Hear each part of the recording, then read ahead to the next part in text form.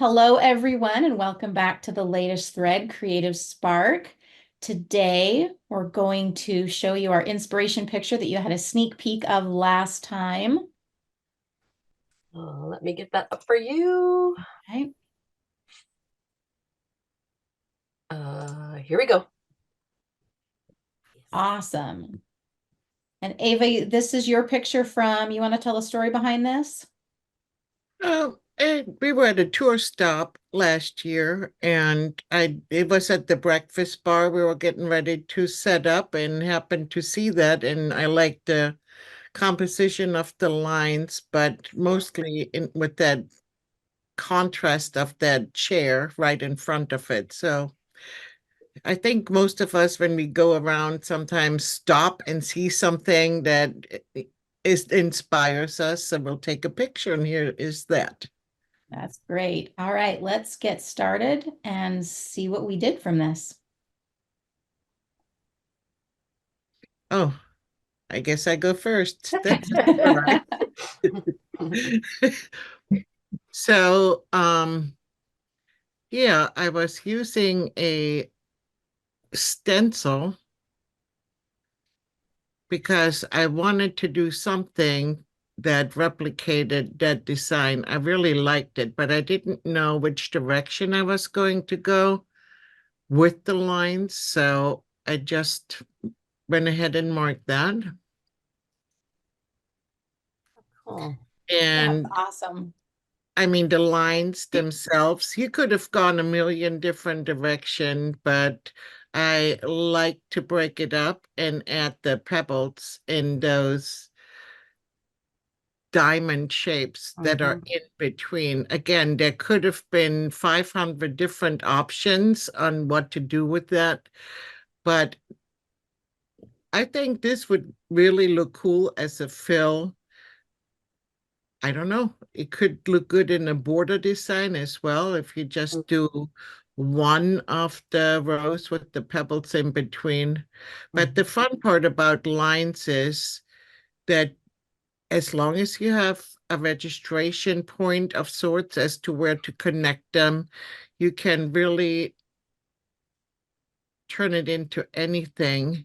But sometimes, because we have those options, especially if we use cool stencils, we can overdo it and kind of lose the simplicity of what it could be.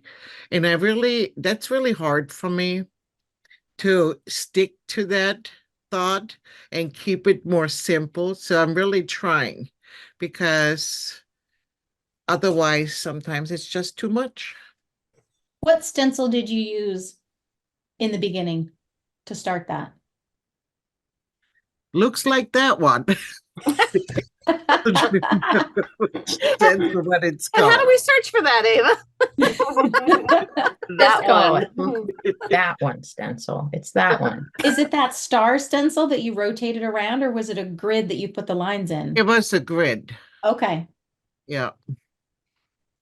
You know what I like is when I look at this, there's a line that you didn't do in here, and I love that you didn't do it right here. That's what I'm talking about. Yeah. You can get carried away, and yeah. It's almost like a tumbling block, but then you added diagonals. Do you remember the video game where the little Cubert, little orange guy, and he was just a ball with legs, and he had to jump from the they look like little actual, like there's so much dimension in that they look like little flat tops of cubes. Well, but if you really look at it, you also see, there's the small diamond shape that goes horizontal with the pebbles. But really, if you break it apart, you have that large diamond shape. And, to answer your question, Paul, I really don't recall what stencil it was. But you could literally, if you have a hexagon stencil, for instance, then you're most versatile because then you can just add those lines because you have the 6 corners. You can start as your reference point. I have that stencil. It's what's that? What's the Japanese stitching? It's the The shisho. Shiko. It's one of those. design in a stencil. Well, if you let me know, I'll include it in the video. So in case Is it a really large, was curious. it a large scale one, Yes. Jody? Because Yeah. I'm pretty sure I have, that's the one I used, and I can Yeah. look. And I have it in small too. I want to say it's the AS Azanova. What is the word? But I don't think they have stickers on them, those particular ones. Oh. So There's so Oh, well. much you could do with this one stencil. Just looking at and it. they sell it in a tiny size too. Love it. Very cool. Yep. All right, another look at our inspiration photo, and then move to the next picture. That's me, I think. It is.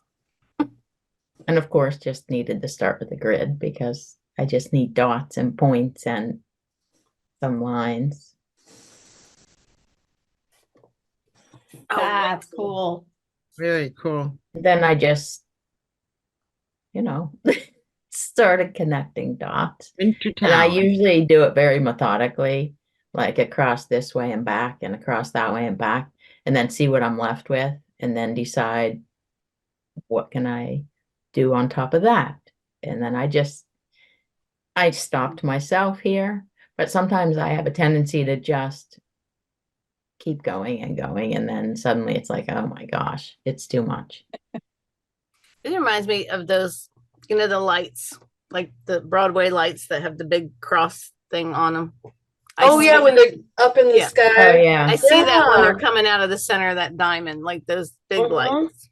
Yeah.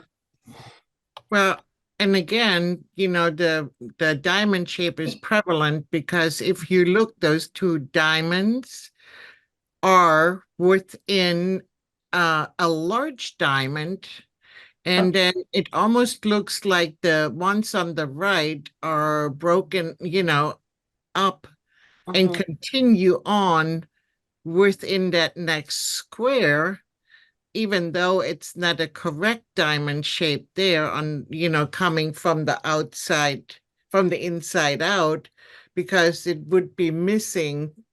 But that's what makes it cool. It's like broken up. It's like it burst into pieces. The diamond burst into pieces. I think the neat thing with these kind of designs, when there's a lot of lines like that, is that if you, like when you're stitching it, you're looking at it pretty much straight on, and then like I like to turn the light off then on the machine because I want to see like what it looks like when the light is coming across it as opposed to shining on it. And then other times, when you hold it up, it looks what you see in that is totally different than what you were seeing when you were looking at it flat. I like that. Depending on where you look, I can see, a square grid on point, and then I can see the diamonds, and then I can see the kite shapes. And depending on where you look, you'll see those pop out, and then you'll see them pop out somewhere else. Very cool to look at. If you like even squint, or like if you move your glasses off of it, it almost looks like, like facets on a stone. Yeah.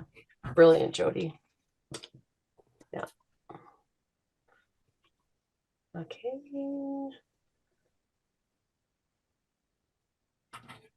So this is mine, and this one I just started kind of drawing with lines, just because that's what popped out to me was the lines up there, and I just started kind of playing with them to see if I could find something that I thought was going to work well, which I thought was going to be the top area there.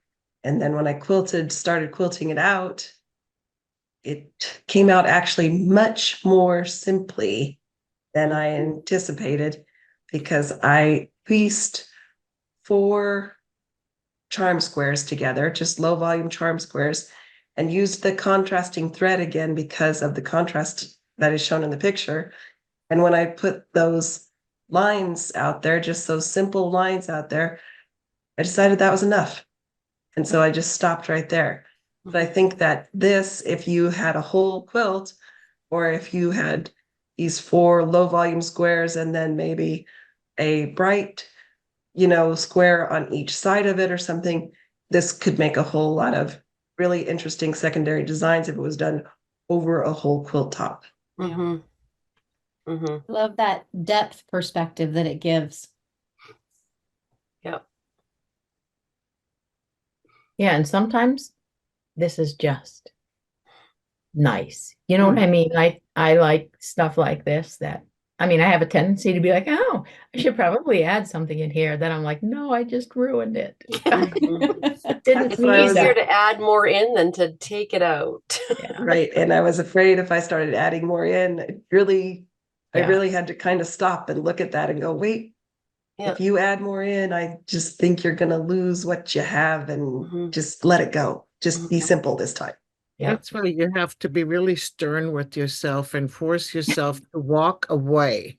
Yeah. And not touch it, literally. I do that. I literally have to do that. And I'll walk away and then come back and then realize it is enough, Yeah. Yeah. It's hard to make yourself do stuff like that when you're really stubborn too, No. Sometimes you have to negotiate and tell yourself, if you stop quilting now, you can go get ice cream. Okay. I haven't tried that yet. On the treat system. Yeah. Bribing yourself. But if you keep quilting, you're gonna have to rip it out. Okay. Yeah, and that's no fun. Either way, you could probably still get the ice cream and it would be deserved. Right. Well, no, the ice cream's a reward, so I would feel like I needed a reward after picking a bunch of stitching out. Yeah. Either way, Sharon gets ice cream. Yeah, the whole time your inner child's going, I told you so. I told you so. Yeah, totally. Okay. So leave it to me to find a heart. I don't know how you did that, Karen. I really can't see it at all. And then I don't like straight lines, so I'm going to make it curvy. So I was only inspired by that heart shape. And then I made hearts that are curvy. So I started with a grid as well. So I erased it, but then I went, oh, stop erasing it so they can see the grid. So, yeah, and it travels easy because you just backtrack and you're curly and then down to the point and then back to the curly. So it went real quick too.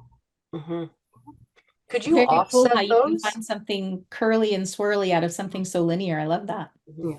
And I wanted to alternate them, Sharon, but then I'm like, that's too much. Just stay simple. Yeah. I think Well, and you did, at least pick up the color of the chair, kinda. So, there's that. Well, But I see a heart. I'm sorry that you don't see. No, I see do when you now. see a heart. I get it. I just not would have seen the heart. I saw the fox that Jody Well, saw, I have to but laugh not because the heart. Ava just loves hearts so much. Yeah. I do not. I can see it, but I would say, oh, no. I think that looks like lips, not a heart. Well, I actually, when I first drew it, I did it very linear, but then it looked more like kiss letters. You know what I mean? Like the Kiss rock band letters. Then it did like a heart. So I said, well, that takes away from it. So we're just staying curly. And then I could not quilt them straight anyway. So yeah. How funny is it that we know what kiss letters means? Yeah. Right now everybody's going, what? Our generational thing. Yeah. Okay.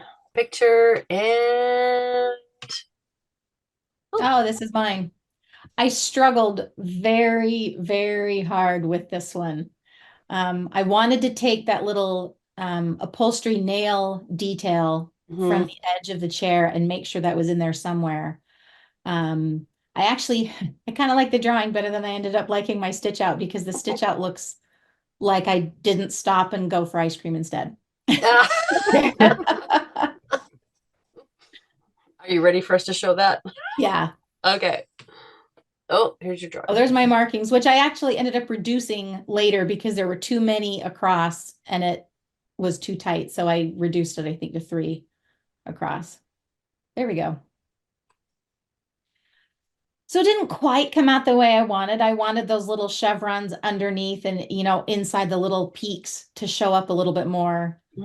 So that's why I put the background quilting so they would actually show up. Yeah. But I was going for something that you could put in a border or in a sashing because you could adjust how tall or how wide or how skinny it was. But those little nail heads really stood out to me. So I wanted to make sure those little pearls were in there. I'm so glad you did, because I thought about it and then I didn't. Like, somebody's gonna do it. I also like that you added the channels in between your chevrons, because I think if they were not there, it would not be as crisp looking Yeah, they'd run together too and much. defined. And that kind of just happened on accident mathematically because I had 4 rows, but I had 10 inches. So there had to be some space in between, but then it worked. Yeah. You could still take those channels out and then just elongate your matchstick quilting in between them. It would be a totally different look, but you just wouldn't want to put those rows too much closer together. Done it all as one. That would have been very cool. But, all kinds of ideas. But I love that you included the upholstery detail. I love this part too. Like, none of us saw these other things. So now we're all like, oh, we have even more inspiration. And we hope that happens to the people too, Okay. Picture. I think mine is next. So I am gonna just talk about what I liked about this picture. And I kind of saw it in Paula's picture as well, where especially you could see in the markings where she was planning everything out. I was drawn to this goose shape, this triangle in here. So they're here, they're here. You could probably find other ones where, but to me, it was just like a foundational thing where there was like this row of geese, and then there's all these, rays building out from them, and then rows of geese. And I thought about, what if I take a goose block, which is, this one is, I think it's called the Dutchman's Puzzle. So you can see these kind of gray lines. Mine are drawn lines are the black ones, but the gray lines, it's actually a quilt block. So we have 2 geese going right, 2 geese going down, 2 geese going left, and then 2 geese going up. And then I just started connecting the lines just like they do in the inspiration photo, and realized that if I just made even increment marks all the way around the outside, I could literally quilt out this whole thing based on the foundation of a flying geese block. Love it. But I left out the horizontal and vertical lines between the geese. So I didn't quilt those. So in this picture, you can see these heavy lines, all of the horizontal and vertical ones. I left those unquilted. You can see I started to quilt one here. And I was like, oops, that's not supposed to go in.